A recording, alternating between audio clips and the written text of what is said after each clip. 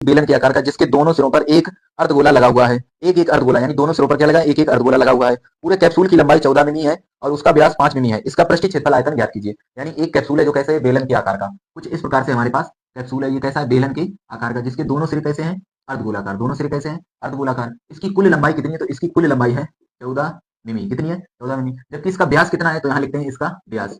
तो व्यास इसका कितना है, 5 मिमी।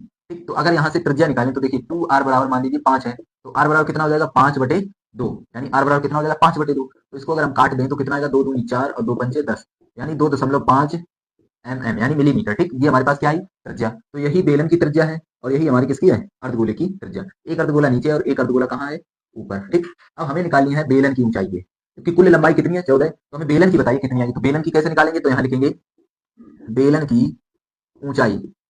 तो बेलन की ऊंचाई इसको मान लेते हैं h।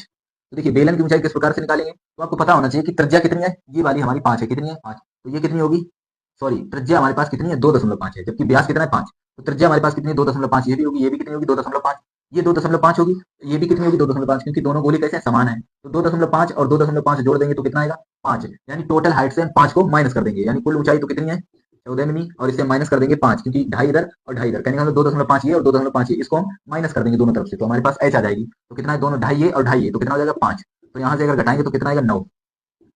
तो ये हमारे पास क्या आएगी, h, जो किसमें है, मिलीमीटर में। तो इसका पृष्ठीय क्षेत्रफल ज्ञात कीजिए। तो पृष्ठीय क्षेत्रफल क्या होता है, तो यहाँ लिखेंगे पृष्ठीय क्षेत्रफल। पृष्ठीय क्षेत्रफल का मतलब होता है इस कैप्सूल का पृष्ठीय क्षेत्रफल ज्ञात कीजिए, यानी संपूर्ण पृष्ठ। तो इसको हम कहाँ कहाँ टच कर लेंगे, तो देखिए एक तो ये बेलन है, ये बेलन है, बेलन को इधर इधर हम टच कर लेंगे, यानी बेलन का वक्र पृष्ठ, तो 2πr/h प्लस, अब यहाँ देखिए अर्धगोला ये यहाँ पर, इसको भी तो हम टच कर लेंगे, ऊपर से भी टच कर लेंगे, यानी 2 अर्धगोले हैं। ठीक, 2 गुणे अर्धगोले। तो अर्धगोले का व्यास, अर्धगोले का व्यास क्या होता है, सॉरी अर्धगोले का वक्र पृष्ठ क्या होता है, 2πr²। तो कितना हो जाएगा, देखिए 2πr/h बेलन का वक्र पृष्ठ प्लस 2 दूनी 4 πr²। अब यहाँ देखिए 2 का हमने गुणा क्यों किया, क्योंकि 2 अर्धगोले हैं। कितने हैं, 2 अर्धगोले हैं। ठीक है, और पाई r 2πr² क्या होता है, गोले का वक्र पृष्ठ, क्योंकि इधर भी हम टच कर लेंगे, ये नीचे वाला सिरा ऊपर भी टच कर लेंगे। तो यहाँ से कॉमन क्या है, तो 2πr कॉमन है, तो h प्लस कितना बचेगा, 2r। ठीक है, अब यहाँ पाई का मान कितना होता है, 22/7, और r कितनी है, तो 2.5, या फिर आप लिख सकते हैं 5/2, तो 5/2 लिखते हैं। ठीक है, और h हमारे पास कितनी, 9। यहाँ आप 14 नहीं रखेंगे, क्योंकि 14 आपके पास कुल ऊंचाई है। हमें किसकी चाहिए, बेलन, क्योंकि ये वक्र पृष्ठ किसका है, बेलन का। तो बेलन की कितनी है, 9, और यहाँ r कितनी है, 5/2। ठीक, तो यहाँ से देखिए ये और ये कैंसिल हो जाएगा, और 22 पंचे कितना होता है, 110 और बटे 7। यहाँ 2 से 2 ये कैंसिल हो जाएगा, बचेगा कितना, 9, और प्लस यहाँ बचेगा 5। ठीक, तो एक